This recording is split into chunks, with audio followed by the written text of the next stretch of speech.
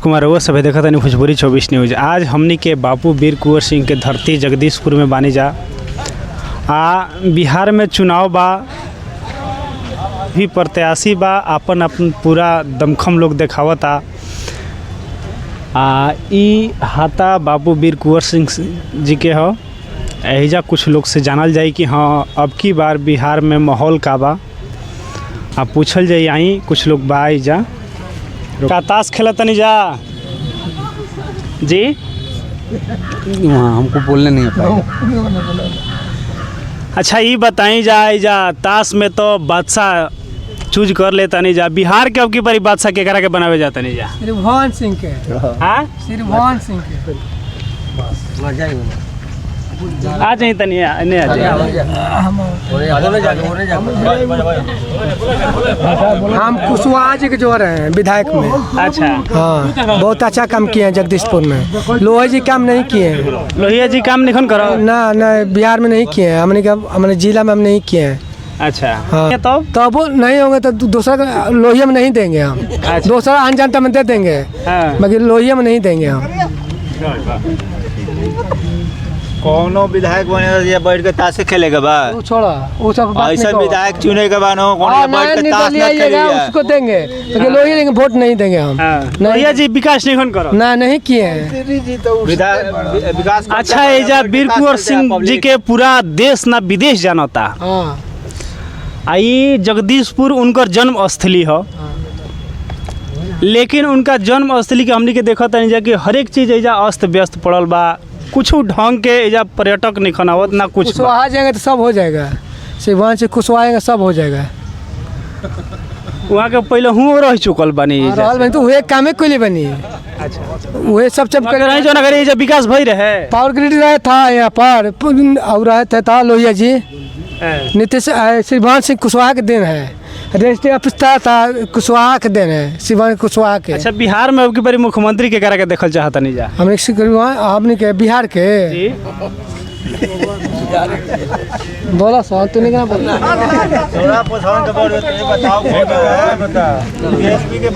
नया में के करा के अब की बारी मुख्यमंत्री बनावल दे। तेजस्वी यादव विकास होई। तेजस्वी जी मुख्यमंत्री बनी एकदम विकास होई। काहे ना विकास होई।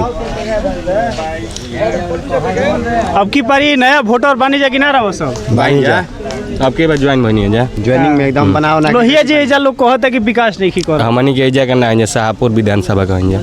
अच्छा का लागत है बाबा अब की पारी चुनाव में के बिहार के सीएम बने जा रहल बा? जीएसपी बनी है और क्या। तेजस्वी जी विकास करी हैं। लोग कहता कि कतना घोटाला कइले बड़े का कइले बड़े तो वोट फेर देव जा उनका के।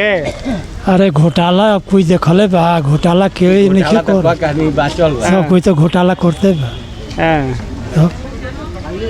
तब की बारी बिहार में बदलाव चाहत नहीं जा कि ना। हां बदलाव ला जाई का कोई बदली तो बढ़िया ना एगो आदमी चलाई कुछ और ना बोलबो। का लागत है बाबा अब की बारी बिहार के चुनाव में? हम का कहीं बबुआ हमारा तो बुझात नहीं है।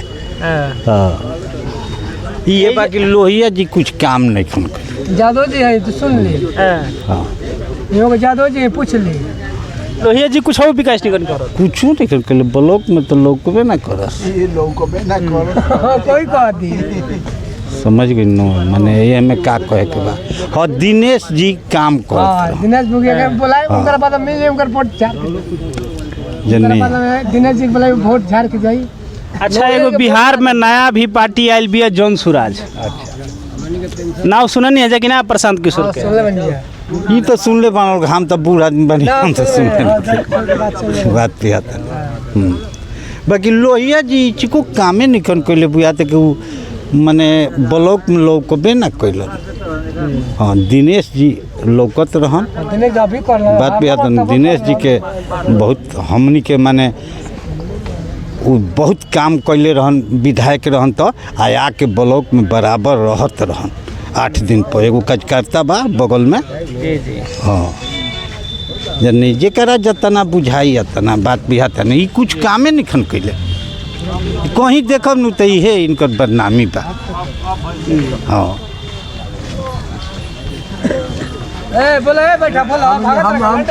अब की पारी बिहार में बदलाव होई कि फिर नीतीश कुमार बदलाव होई भैया आपके लिए बदलाव चाहता है। बदलाव करे चाहता नहीं जा। हाँ नीतीश कुमार भी ठीक बा जी अभी मुख्यमंत्री नीतीश कुमार भी ठीक बा। अच्छा तो बदलाव को के करा के बनावल चाहता नहीं जाओ कि अब हम के फेरा मंजूर करे के रह दी नीतीश कुमार के। हाँ दूसरा के ठीक नहीं खेला भैया। अब विधायक में जानता नहीं लोहिया जी की हटावे चाहते नहीं अच्छा काम नहीं कर भैया। बिहार में बिल्कुल लोहिया जी काम नहीं किए हैं नहीं उनका एक भी वोट नहीं है शिलान्यास का एक भी वोट नहीं उनका है। हाँ। शिवभवन सिंह भी ठीक है नीतीश कुमार भी ठीक है सबसे खत्म है लोहिया जी विधायक बिहार के लिए सबसे कचरा।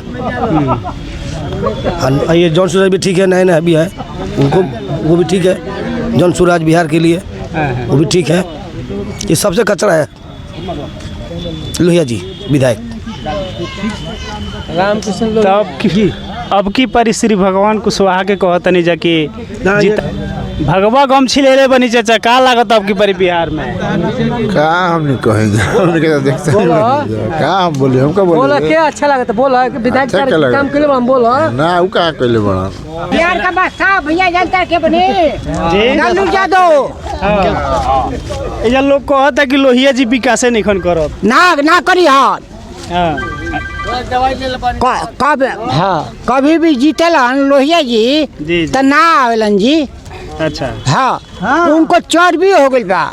अच्छा हाँ चर्बी हो गई हाँ श्री भगवान सिंह अच्छा बड़न की परी बिहार नेवर पोखर न थाई टोला पर कुछ नहीं खन कहले लालू थी हैं लोहिया जी लोहिया जी कुछ ना करन कितना हमने का अपना से हजार रुपया दे के माटी भरौने या आई एगो पर कुछ कोनो ध्यान नहीं खन 10 साल से जीतल बड़ा 10 साल से वोट देता नहीं है भाई कुछ ना कहलन हमने के बारे में आए नथई टोला मरिया टोला बका कहले बड़ा कुछ नहीं कहलन। अच्छा आपकी बारी बिहार में क्या लगता है कि मुख्यमंत्री बने जाता है बिहार में मुख्यमंत्री और लोहिया के दिहन अथी उनकर वोट सब चौपटे बा हाँ उनका से माने बदलाव करस तब ओकरा के वोट दियाई।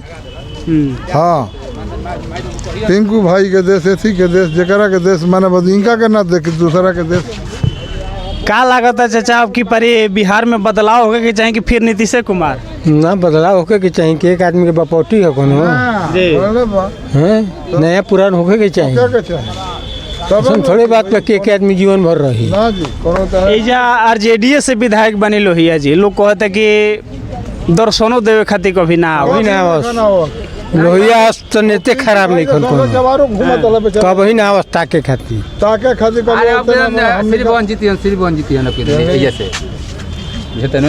श्री भगवान जितना कह दिले जवान कोनो सार नेता नहीं सरकार नहीं आओ चाहे नीतीश नहीं हो नीतीश सरकार रहबे करे नहीं हो बिजली देखा तारा घर मकान बन गइल अब का कहत रहा से भाई संस्था विधायक मिली एकरा पहले से ही हां ला 10,000 रुपया खाता रह जी अब कहीं तो लोग कितना तो नीतीश में तो कर दो ना तो कोई तो ना कर तो करे तो लोग मकान जा देखो कितना फिर नीतीश के ले जाता सरकार नीतीश के झाड़ के नहीं जी झाड़ के